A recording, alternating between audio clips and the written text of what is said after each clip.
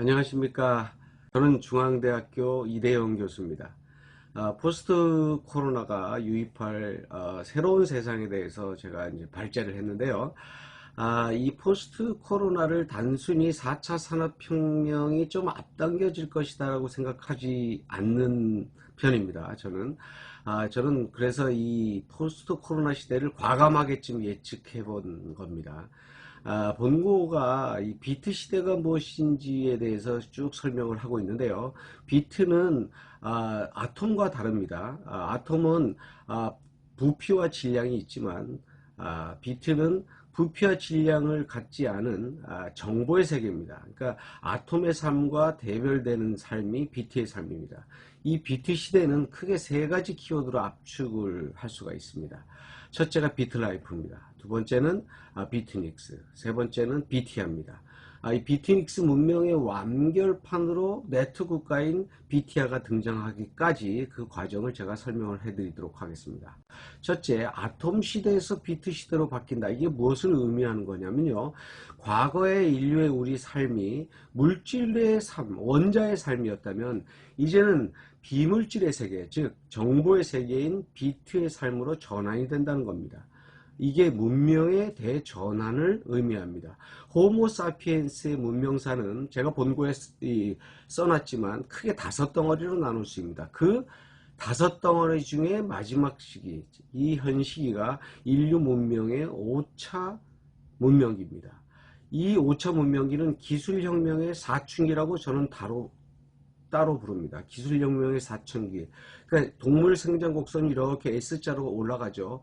이 20만 년 동안의 우리의 삶이 지금 이 동물 생장 곡선의 기술혁명의 사춘기이기 때문에 지금부터 100년 동안이 과거 20년의 삶의 기술 발달보다 더 급속히 발달되는 시점이라고 저는 보는 겁니다. 5차 문명기가 저는 비트 시대라고 부르는데요. 이 핵심은 인간과 기계가 공존하고 현실 세계와 가상 공간이 중첩이 되고 그리고 네트 국가가 출현할 것이다. 이렇게 예상을 하고 있습니다. 특히 생각하는 로봇이 등장하면서 인간과 로봇의 관계가 재구성이 될 겁니다.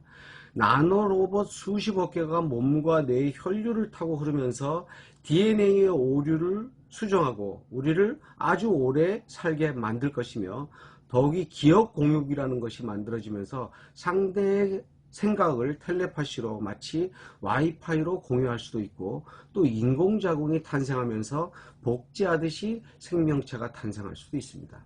그리고 가상현실 시스템 AI가 어떤 믹스트된 어떤 새로운 가상현실이 일상화되면서 가상공간 속의 네트워크 국가인 비트공화국이 출현할 겁니다. 이런 것을 통틀어서 비트 문명이라고 제가 말씀드리는 겁니다. 향후 30년 2050년 정도 되면 이런 비트 문명의 서막이 열리게 될 겁니다. 이제는 우리 비트 문명의 전위 공간 속으로 급속하게 빨려 들어가는 겁니다. 이 비트 문명의 핵심 용어가 세 가지가 있습니다. 첫째가 비트 라이프입니다. 비트 라이프는 두 번의 삶을 얘기합니다. 이제 인간은 현실 속에 한번 살게 되고 또 비트 속에 살게 됩니다. 이 비트 속의 삶이 훨씬 더 현실보다 길어지게 될 겁니다. 우리 현실의 이 물질로 지은 우리의 생명체는 유한하기 때문이죠. 비트 문명은 2003년 출시된 그 세컨드 라이프에서 그 일단의 예를 볼 수가 있습니다. 물론 이 세컨드 라이프는 가상 공간에 시뮬레이션된 삶입니다. 근데 이제 AI에 의해서 죽은 자가 영원히 살 수 있는 전자초상화도 만들어질 겁니다.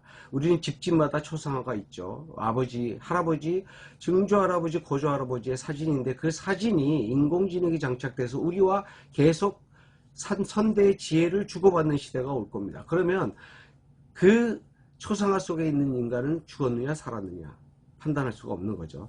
물론 이러한 것들이 전원을 끄듯이 책장을 덮듯이 전원을 확 꺼버리면 다 끝나버리는 세상이 아니냐 반문할 수도 있습니다만 비트라이프는 그렇게 단순하지가 않습니다. 비트라이프는요 단 지구상에 한 명의 인간이 존재하는 한 현실 세계와 함께 영속할 겁니다. 훗날에는 비트라이프가 스스로 존속할 수도 있는 세상이 옵니다. 보이지만 만져지지 않는 비트 속의 삶, 현실의 중력의 법칙이 다가설 수 없는 삶, 그래서 그 공간에서 살아갈 대인 인격체가 필요하지요. 그것을 우리는 페르소나라고 부릅니다. 이 페르소나라는 존재는 내가 현실 속에서 잠이 들었을 때에도 그 비트 공간 속에서 돌아다닐 겁니다. 홀로 움직여 다니면서 자신이 겪은 방대한 데이터를 다시 축적하고 연산합니다. 그리고 제가 접속했을 때 자기가 돌아다녔던 모든 기록들을 저에게 알려줍니다. 그리고 나는 그것을 알고 또 다시 그 페르소나를 움직이게 됩니다. 이래서 연동되는 것, 그 두 개의 삶이 비트 라이프입니다. 자, 그럼 비트 라이프의 삶이 시작되면 그 비트 라이프의 삶을 영위하는 사람들을 누구라고 부를 거냐? 인간이라는 보편자가 있지만 우리는 인간을 다른 말로 부를 겁니다. 그것이 저는 비트닉스라고 주장을 하고 있는 겁니다. 비트닉스는 인간과 기계가 공존하는 시대, 비트 시대의 인간상을 말합니다. 기계가 인간이 될 수도 있고요. 인간이 기계가 될 수도 있는 세상이 비트닉스의 세상입니다. 이제 머지않아서 우리는 심장까지도 기계의 도움을 받아서 팔, 다리, 사실 우리 안구까지도 기계의 도움을 받으면서 600만 불의 사나이나 소모지가 탄생할 수도 있는 겁니다. 이 기계의 삶은요, 크게 3단계로 발전해 왔는데 이 3단계 기계의 삶이 지금 우리가 논하고자 하는 생각하는 기계로서의 삶입니다. 인간과 기계의 공존이 포스트 코로나의 화두가 되는데요. 워낙은 지금은 4번째 불연속의 시대라고 합니다. 첫 번째 불연속의 시대가 우주와 지구가 따로 놀았던 것을 이어붙였죠. 그 따로 디스커넥트 된 걸 커넥트 시킨 사람이 코페르니쿠스고요. 인간과 생명체가 따로 놀았는데 그걸 이어붙인 사람이 다윈의 진화론을 통해서 이어붙였죠. 그리고 세 번째는 인간의 머리, 인간의 영혼과 우리의 몸이 따로 논다고 생각했던 걸 이어붙인 게 프로이드의 정신분석학입니다. 근데 지금은 4번째 불연속의 세상인데 그것을 인간과 기계가 이제 하나라는 것을 알고 이해하는 삶, 그게 비트닉스의 삶입니다. 인간과 기계의 공존이 언젠가는 이루어질 건데 인간의 형성을 한 로봇과 호모사피엔스가 어떤 역학관계냐? 노예냐 신이냐 아니면 지구에서 함께 살아갈 동반자냐, 그걸 인식할 때 우리는 비트닉스의 삶이 시작된다고 저는 주장을 합니다. 비트닉스는 그래서 호모사피엔스의 마지막 종족이고 또 비트 문명 시대의 첫 종족을 의미하게 됩니다. 인간과 기계가 하나로 이루어져 있다는 것을 인식하게 된 최초의 인류, 여러분은 곧 비트닉스의 세상으로 가게 될지도 모르겠습니다.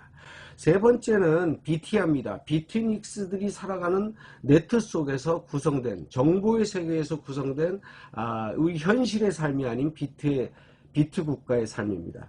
비트 문명 속에서 살아가는 비트닉스들은 네트 속에서 자신들만의 커뮤니티를 형성하고 있는데요. 일종의 포털이나 페이스북도 아주 초기 상태의 어떤 그 네트 국가입니다. 코로나19 때문에 국가의 개인 감시가 언제든지 가능하다는 것을 우리는 알게 됐습니다. 그래서 이 비트닉스들은 자신의 자유와 자존을 보존하기 위해서 현실의 국가를 탈출하는 일이 벌어질 겁니다. 이러한 인식 변화를 거친 비트닉스들이 국가 권력과 심각하게 충돌할 것이고 미국, 중국, 러시아, 일본, 대한민국 이런 거대한 현실 영토를 갖고 있는 국가들은 비트닉스의 네트 국가를 방해할 겁니다. 그러나 이 거대한 충돌을 거쳐서 우리가 비트 문명 국가와 현실 국가와의 공존이 이루어질 때 그것이 우리는 비티아라고 저는 설명을 합니다. 비티아는 비트의 땅, 비트닉스의 땅, 즉 비티아는 비트로 만들어진 토피아의 세상을 의미합니다. 영토를 기반으로 하는 국가로부터의 결별을 의미하고 이런 비트 공동체, 비티아가 속속 등장하게 될 겁니다. 이것이 비트 혁명의 완결입니다. 역사상 모든 혁명은 그림자처럼 다가와서 빛처럼 일어난 경우가 대부분이죠. 포스트 코로나는 현생 인류의 삶을 바꾸는 비트 문명의 서막을 예고하는 겁니다. 비트닉스의 세상, 비티아, 이 모든 사이버 커뮤니티 국가들이 공룡처럼 자라날 것이고요. 현실 국가를 능가하는 힘을 갖게 될 겁니다. 결론에서 저는 그 비트 시대와 문명이라는 새로운 용어를 제안하고 비트라이프와 비트닉스 그리고 BTI 등장과 그 진화 과정을 차분히 설명한 것을 요약을 해놨습니다. 과학은요 늘 우리에게 큰 도움을 주기도 했고 또 우리를 공경에 빠뜨리기도 했죠. 국가든 개인이든 철학이 부재한 상태에서 이 세상이 빛의 속도로 지나쳐 갈 것이고요. 결국 우리는 잘못하면 낙오자가 돼서 플라톤이 얘기한 동굴 속에 남게 될지도 모릅니다. 포스트 코로나에 대한 논의는 이 출발점 자체가 우리는 미래로의 여행이라는 것을 간과하면 안 됩니다.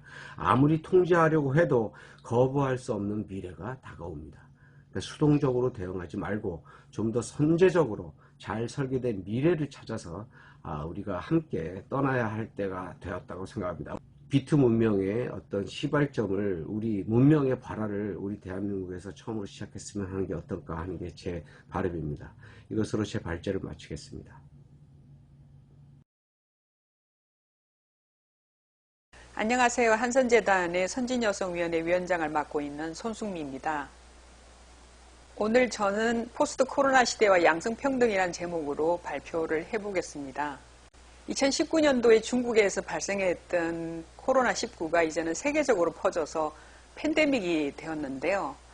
지금 굉장히 많은 제약회사들이 치료제나 백신을 개발을 하고 있지만 대부분의 사람들이 백신을 맞으려면 내년도 말은 되어야 된다고 합니다. 이렇게 우리가 감염성 질환이 득세를 하는 것은 굉장히 어떻게 보면 잊혀졌던 감염성 질환이 다시 역습을 했다고 볼 수가 있는데요. 최근에 우리는 암이라든가 관상동맥성 질환 같은 만성 질환에 포커스를 맞춰져 있기 때문에 감염성 질환이 다시 역습을 한 것에 대해서 상당히 당황하고 있는 이런 실정입니다. 이래서 사람들이 대부분 마스크를 쓰지 않으면 밖에도 나갈 수 없는 이런 상황이 돼버렸는데요.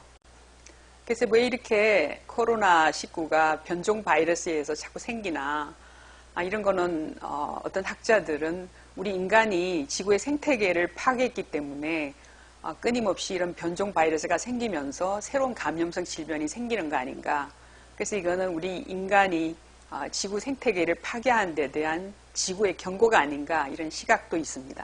그래서 이제는 사람이 어떻게 보면 친밀감의 대상이 아니라 바이러스를 옮기는 감염원이 돼버렸습니다. 그래서 우리가 옛날에는 사람을 만나면 악수를 하고 포옹을 하고 이런 식으로 해서 친밀감을 표시했는데 이제는 사람이 어떻게 보면 병균을 옮기는 이런 기피의 대상 혹은 또 혐오의 대상이 돼버렸다는 게 어떻게 보면 참 슬픈 현실입니다. 그래서 이제는 사람을 어떻게 만나지 않고 일을 처리하는 이런 언택트 시대가 일상화돼 가고 있는데요. 이건 어떻게 보면 4차 산업혁명 시대로 빨리 전환되는 촉매제가 된 거 아닌가 이렇게 생각을 합니다. 4차 산업혁명 시대에 우리가 디지털 기술이 발달이 되면 역시나 이런 언택트 시대로 가고 있었는데 이런 바이러스가 출몰 함으로써 그런 시대로 빨리 가게 된 거죠. 그래서 이 팬데믹이 미친 변화를 살펴보면요. 우선의 취업 불평등이 굉장히 심화가 됐습니다. 어떻게 보면 고액 연봉자들은 큰 회사에 다니고 온라인 시스템이 돼 있기 때문에 집에서 재택근무가 가능하고요. 그렇지만 이제 몸으로 뛰어야 되는 택배 종사자라든가 마트 계산원 이런 분들은 현장 근무를 할 수밖에 없고요. 또 보건의료에 종사하는 이런 분들은 또 환자를 봐야 되기 때문에 현장 근무를 할 수밖에 없습니다. 그래서 재택근무를 할 수 있느냐 없느냐가 어떻게 보면 사람들을 나누는 그런 큰 조건이 돼버렸고요. 그런데 이제 이런 경우는 그나마 낫고 예를 들어서 학교와 어린이집 문을 닫으면서 방과후 교실이라든가 혹은 또 아이돌봄이 뭐 가사도우미 이런 분들은 아예 무급휴직을 하든가 해고를 당하는 이런 결과가 왔고요. 또 사람들이 안 다니기 때문에 식당이라든가 호텔 종사자 이런 분들도 역시나 무급휴직을 받든가 해고를 당하게 되는 이런 일이 발생을 하고 있습니다. 그런데 이런 취업 불평등을 살펴보니까 특히나 남성보다는 여성의 취업자 수가 굉장히 감소한 것을 볼 수가 있었습니다. 그래서 표에서 보듯이 3월 달부터 이 코로나에 의해서 실업자 수가 늘어났는데요. 취업자가 이렇게 감소를 했는데 보면 여성인 경우가 남성인 경우보다 훨씬 더 많이 감소한 것을 볼 수가 있습니다. 이건 어떻게 보면 여성들이 그만큼 돌봄 노동자들이 많고 돌봄 노동자들이 많이 해고를 당하고 이렇게 했기 때문에 상대적으로 여성들이 많이 취업이 감소를 했다고 보고요. 그래서 우리나라 통계를 보면 이런 돌봄 노동자들이 종사하는 이런 보건의료직이라든가 사회복지 쪽에 근무하는 사람이 약 80%가 여성이기 때문에 여성이 큰 타격을 받았다고 볼 수가 있습니다. 가족 시스템이 그 옛날로 돌아간 것 같은 이런 이제 현상도 나타났는데요. 왜냐하면 학교나 어린이집이 문을 닫으면서 아이들이 집에 머무르게 되고 그래서 집에서 누군가 아이들을 돌볼 사람이 필요하게 된 거죠. 그래서 전통적 사고에 의해서 그러면 여성이 더 담당을 해라. 이렇게 되니까 여성들이 집에서 아이를 보는 사람들의 숫자가 늘어나고 그래서 이거는 어떻게 보면 옛날에 우리가 가졌던 뭐 여성은 가사일 또 남편은 바깥일 하는 이런 그 전통적인 사회 규범으로 회귀를 한 듯한 이런 모습으로 나타났습니다. 그래서 어떻게 보면 이런 가족 문화, 가족 시스템이 20, 30년 전으로 돌아간 듯한 이런 현상이 나타났습니다. 그러다 보니까 가족 내 양성평등도 상당히 악화가 됐는데요. 학교에서 옛날에는 공교육을 받았고 또 민간 서비스에 위탁했던 이런 양육이나 돌봄이 가정으로 이렇게 들어오면서 여성은 가사노동과 더불어서 교육과 보육까지 책임지는 이런 현상이 발생을 한 거죠. 그래서 여성들이 굉장히 많은 일을 더 감당해야 되는 이런 현상이 생겼고요. 그래서 지금 헬프라고 이렇게 들고 있는 여성의 모습이 보이고 있습니다. 그래서 어떻게 보면 이제 가정이 워낙 이 사적인 성격이 강한 곳인데 여기에 공보육과 또 공교육 시스템이 들어와서 이렇게 혼재가 됨으로써 상당히 어떻게 보면 여성은 24시간 근무를 하는 것 같은 그런 이제 피로감이 오게 된다는 거고요. 또 재택근무를 하는 여성인 경우에는 자기의 사적 공간이라든가 혹은 또 시간이 필요한데 그런 걸 가질 수 없기 때문에 여성이 굉장한 이제 스트레스를 느낀다 이렇게 보고가 되고 있습니다. 그래서 심지어는 이런 여성이 느끼는 스트레스 때문에 여성 호르몬의 분비가 감소되면서 생리 주기가 바뀌고 또 임신 확률이 줄어드는 이런 현상까지 나타나고 있습니다. 근데 이제 재택근무가 되는 가정 그래도 나은데요. 재택근무가 어렵거나 또 한부모 가정의 경우에는 자녀들이 집에서 그냥 홀로 방치되는 이런 현상들이 나타나고 있습니다. 그래서 어떻게 보면 자녀 교육이 부모에 의해서 소득 수준이나 부모의 교육 수준에 의해서 크게 좌우되는 이런 자녀 교육의 양극화가 나타났다는 겁니다. 더구나 조성 가정의 경우에는 돌보는 사람이 이런 디지털에 관한 지식이 부족하기 때문에 상당히 돌봄의 어려움을 겪을 수 있다 이렇게 보는 거죠. 그리고 또 가정에서 오래 가족들이 함께 생활하다 보니까 가정 폭력이 상당히 이제 증가하는 그래서 프랑스나 아일랜드나 이런 데서는 이제 증가되는 걸로 나타나는데 우리나라는 특이하게도 감소되는 걸로 나타났습니다. 그래서 우리나라가 실제로 가정 폭력이 감소가 됐는지 아니면 단순히 신고하기가 어려워서 신고를 적게 했는지 그거는 면밀히 살펴볼 필요가 있다고 생각합니다. 지금 아이가 방치되고 있는 거 보여주고 있고요. 또 어떻게 보면 직접적인 성매매라든가 또 직접적 여성을 대상으로 하는 성폭력은 줄어들지 모르지만 그 고도의 디지털 기술을 이용한 이런 성범죄가 증가하지 않을까 이렇게 생각을 하고 있습니다. 그래서 N번방 사건 같은 그런 사건들이 앞으로 많이 생길 거다 이렇게 보고요. 그래서 이러면 우리가 이제는 장기적 전망과 대책을 어떻게 할 건가. 그래서 전자기기 공급과 디지털 교육이 상당히 중요한데요. 특히 저소득층의 경우에는 집에 PC 한 대 정도 있는 경우가 많기 때문에 아이들이 온라인 교육을 하려면 자녀당 이런 태블릿 PC가 필요합니다. 그래서 저소득층 가정에 태블릿 PC를 공급한다든가 아니면 디지털 교육 도우미를 파견해서 지식을 전수해주는 이런 과정이 필요하다고 생각이 되고요. 또 앞으로는 어떻게 보면 지금은 당장은 힘들지만 이런 탄력 근무, 유연 근무제가 일상화되면서 보다 더 많은 여성이 일자리를 가질 수 있을 거라고 생각이 되고요. 또 이런 디지털 시대에는 그 공감 능력이 상당히 중요한데 여성의 공감 능력이 뛰어나기 때문에 오히려 여성들이 실력이 향상되는 이런 결과가 올 것 같고요. 또 어떻게 보면 자기 실현 욕구가 강해지면서 유리천장을 깨는 이런 여성들이 많아질 걸로 생각을 합니다. 그래서 장기적으로는 어떻게 보면 많은 회사들이 재택근무라든가 통신 판매 등을 선택함으로써 이 노동자들한테 굉장한 베네핏을 줄 수 있는 게 바로 유연성이라는 거죠. 그래서 이 유연성이 증가되면서 남성들도 집에서 머무르게 되는 시간이 많아지면 역시나 가사노동이나 육아를 돕는 이런 시간이 증가하지 않을까 이렇게 생각이 됩니다. 그래서 남성이 대낮에 유모차를 밀고 다녀도 하나도 이상하지 않은 그런 사회가 이제 온다는 거죠. 그래서 어떻게 보면 가족 내 양성평등도 재정립되는 이런 계기가 되지 않을까 생각이 되는데요. 그래서 집에서 어떤 공적인 영역, 또 사적인 영역, 이런 것들의 그 시간적인 또 공간적인 구분을 뚜렷이 해서 어떻게 보면 가족들이 모두가 피곤하지 않게 이런 시기를 잘 견딜 수 있도록 하는 그런 훈련이 필요한 것 같고요. 그래서 어떻게 보면 집안일이라는 거는 눈에 잘 보이지도 않고 인비지블, 볼 수도 없는 unpaid한 그런 일이기 때문에 가족들끼리 모여서 이런 집안일에 대해서 어떻게 하면 서로 쉐어할 수 있는지 할애할 수 있는 방법들을 좀 연구를 하고요. 또 가사노동 자체를 어떻게 하면 줄일 수 있는지 이런 것들을 가족들끼리 대화를 통해서 해결하는 과정이 필요하다고 생각이 됩니다. 그래서 결론적으로는 단기적으로는 코로나19로 인해서 여성의 실업 증가가 일어나고 또 양성평등이 악화되는 이제 그런 일이 생기겠지만은 장기적으로는 오히려 탄력근무제라든가 재택근무제가 일상화되면서 양성평등이 개선되리라고 봅니다. 그래서 이런 양성평등 개선을 위한 다양한 이런 정책이라든가 이런 제도 마련이 시급하다고 생각이 됩니다. 고맙습니다.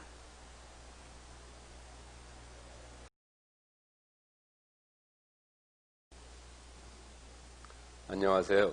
저는 공국대학교 경제학과 김원식이고요. 조화사회연구회를 맡고 있습니다. 한반도 선진화재단 14주년 창립기념일을 진심으로 축하드리고 그동안에 우리 한반도 선진화재단이 사회복지 분야에 어떠한 기여를 했는지를 간단히 말씀드리고자 합니다. 지금까지 우리나라 복지제도는 점진적으로 발전해 오면서 국민들의 복지 향상에 기여한 것은 사실입니다. 그러나 그 가운데서도 상당히 많은 갈등과 본질적인 문제인 빈곤 문제를 해결하는데 상당 기여를 했으면서도 또 한편으로는 더 나은 사회를 발전하는데 미진한 부분이 있었다고 봅니다. 앞으로 이 코로나19 사태로 인해서 우리 사회는 급변한 변화를 당면하게 될 것입니다. 또 한편으로는 과거의 복지제도가 실질적으로 빈곤 문제라든지 양극화 문제를 해결할 수 없었다는 점에서 이번 기회를 우리 복지개혁의 전환기로 삼는 계기가 됐으면 좋겠고 그 중에 우리 한반도 선진화재단이 중추적인 역할을 했으면 좋겠습니다. 지금까지 우리 사회는 사실상 갈등과 양극화 가운데 많은 복지 비용의 낭비가 있었다고 봅니다. 특히 노사관계의 갈등으로 인해서 복지 비용이 발생했고 또 기업과 정부와의 관계에서는 많은 규제 속에서 기업들이 고용을 창출한다든지 혹은 생산에 기여하는 데 한계가 있었습니다.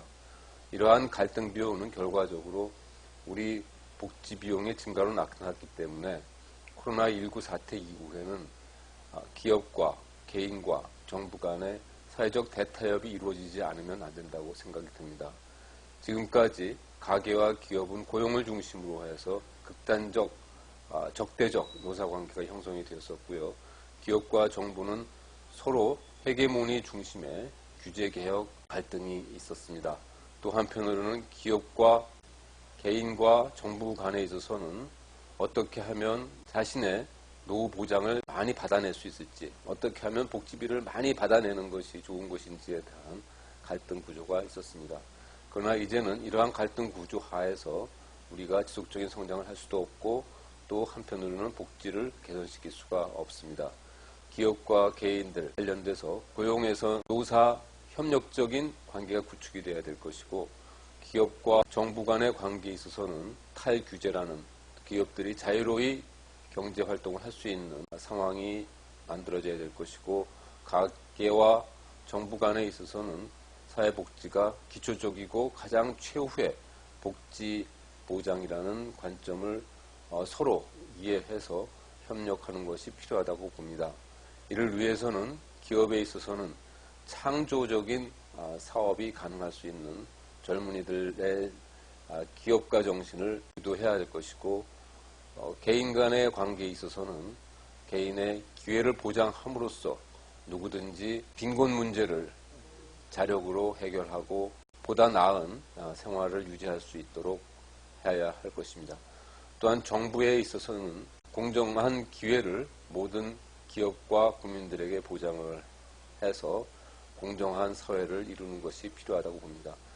이러한 사회적 대타협은 결과적으로 갈등에 대한 부작용을 최소화시킴으로써 각 개인들의 복지를 극대화시키는 역할을 할 것이고, 이에 따라서 우리는 복지비를 절감하고 창조적인 생산 활동에 정부 예산을 활용함으로써 앞으로 이루어질 5030 국가의 선두에 설 수 있을 거라고 봅니다.